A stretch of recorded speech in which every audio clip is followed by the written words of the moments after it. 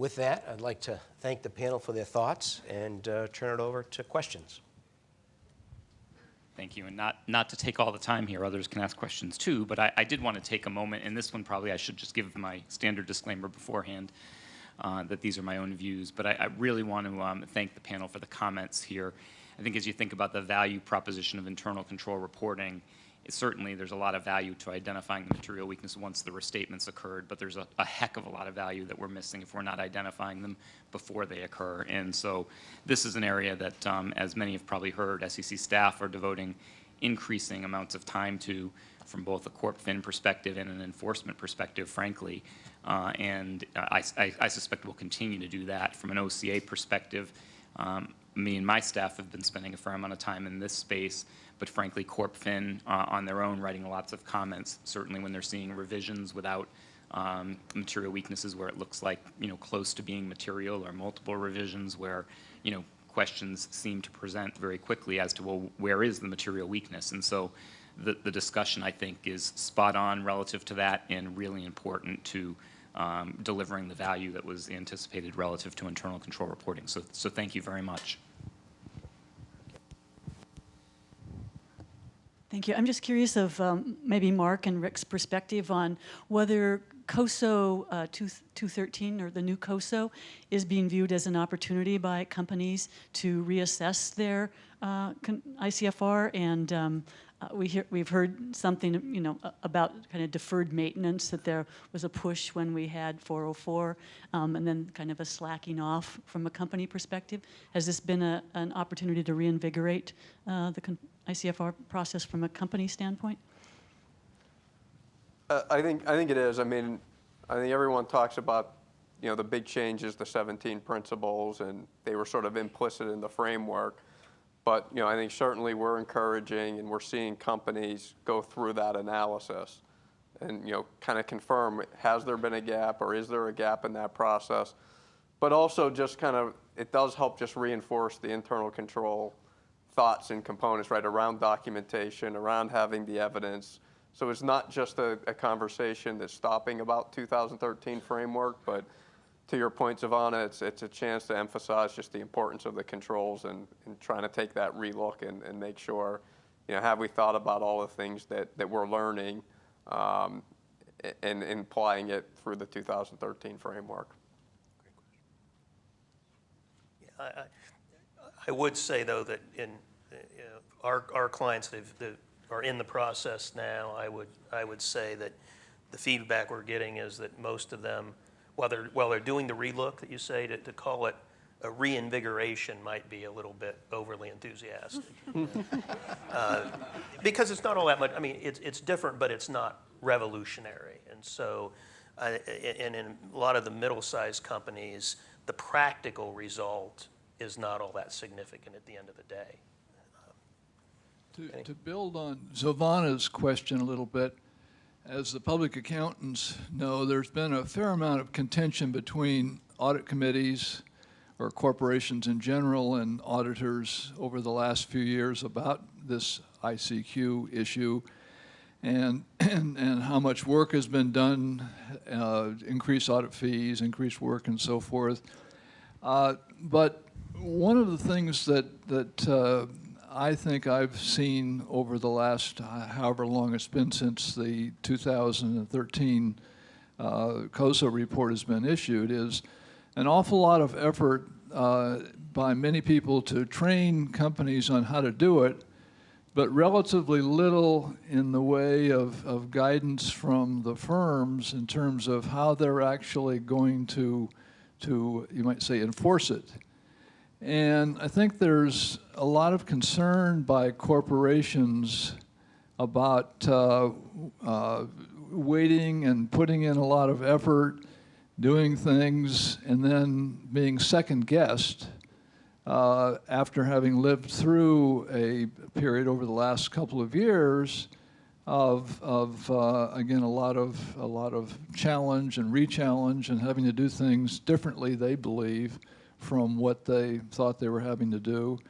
And I'm just wondering if the three public accountants on the in the front of the room could tell us where that process stands in terms of the firms, I won't say getting their act together, but deciding how they are going to apply COSO 2013, or however you say it, in their practice, and letting their clients know exactly how this is going to come down. Maybe I'm a little behind the curve right now, but my understanding is that many of the clients still don't know exactly what the story is.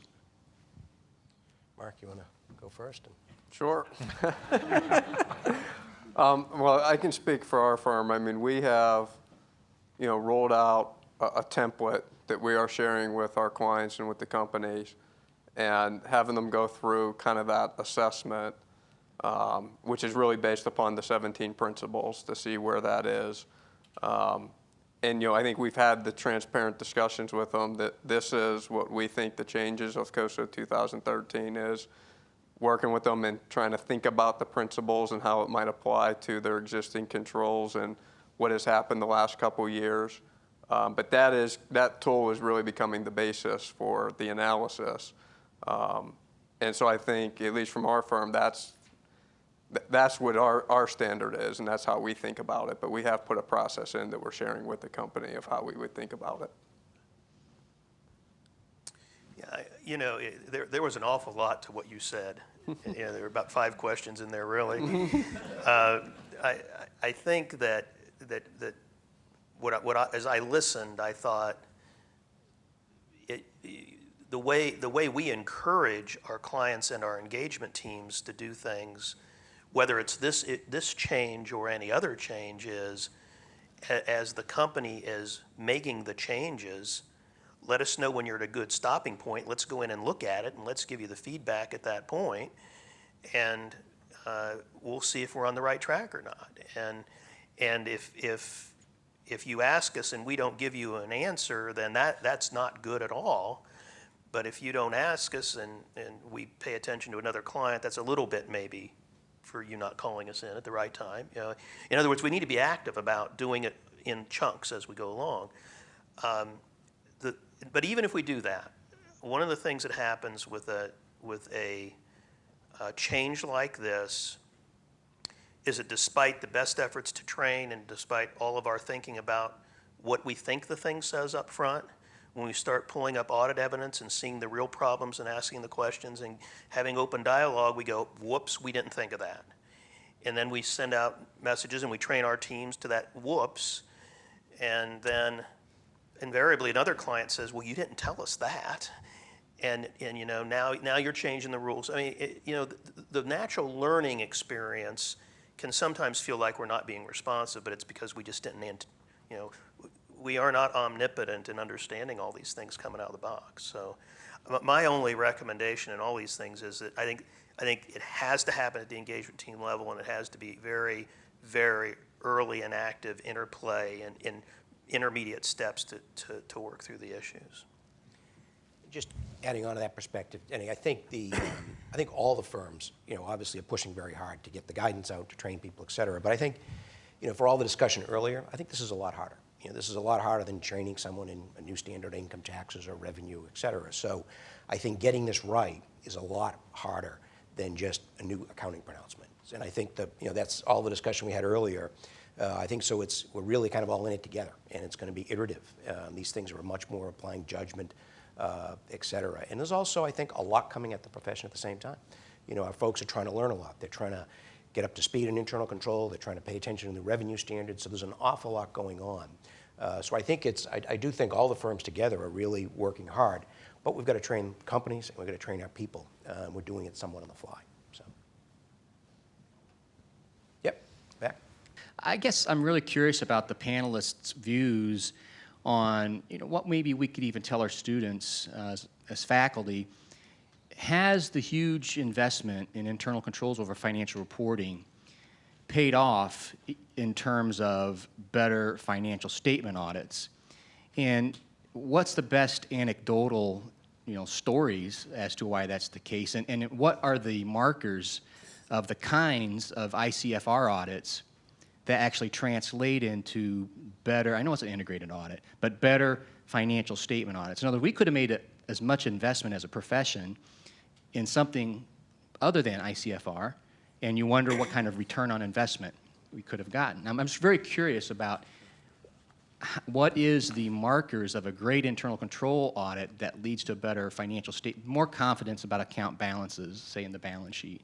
We've heard stories early on, of course, of you find a material misstatement and then you can very quickly think about, well, what kind of material weaknesses now could be implicated. Are you seeing now when you find something that is either a material weakness or a borderline material weakness, does that let you go and find misstatements, for example? You know, if I could. Yeah. You know, I think Greg's comment around his analogy to the automotive industry, inspect at the end or build the quality in. I view the financial reporting today is significantly better than financial reporting was before the Sarbanes-Oxley Act. But you can't take any one piece of what happened in isolation. So companies do not want adverse internal control reports out there. So the companies have significantly invested in their financial reporting and accounting staffs. That's pillar number one, is make sure that the error doesn't occur in the first place, so it can't be caught because it didn't happen.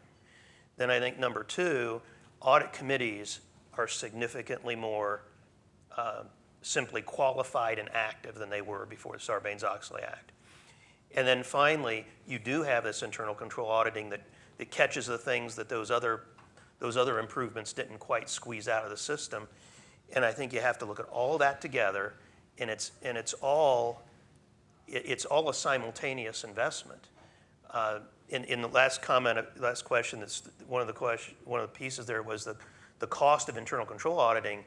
Internal control auditing has been blamed for all the increased cost, but really, internal control auditing came along at the same time as the fact that we now have a PCAOB inspection regime, and that regime didn't just push us to do more in internal control auditing, it has increased the rigor of the financial statement steps too. And so all of that together has been powerful, but I don't think you can just isolate internal control auditing and say what marker did that in itself do by itself. I think its biggest impact's been an incentive to management to not have a bad report at the end. Well, and I think that, hello? I do think that that's reflected, that improvement in internal control reporting overall is clearly reflected in the restatement trends, not only the fact that there are so many fewer, but those that are reported tend to be much less serious, and that's reflected on a lot of different dimensions, but just one data point is that, you know, we used to have relatively few restatements in the late 90s, but when there was a restatement, the average market reaction was around -10%. Now it's about -1%. So the restatements that are coming out are few and not very significant. So I think that clearly reflects an improvement in overall financial reporting. And just to add a kind of a final perspective to that is, I think there's very few audit teams that if you talk to after they finished, I mean, it's hard getting there, but after you finish and maybe they had a good inspection, when you ask those teams how they feel about it once it's all done, maybe not while they were getting there, they really feel like they understood their company much better when they've got this right. So when you get over the hill, I think people look back and feel a lot better about the quality of the audits, the quality of the understanding of the business.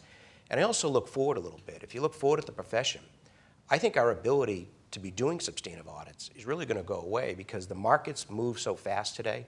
If you think of how audits will be done in the future, being able to do substantive audits, controls and control testing and really understanding what can go wrong and preventing errors is going to be far more important as markets become more complex and the speed to which companies report. So, you know, I think it's obviously the right journey for the profession. It's a struggle getting there, but I think everybody that gets there looks back and says, you know, audits today and the markets today are better than they were before. Well, I'd like to thank my fellow panelists who did a terrific job.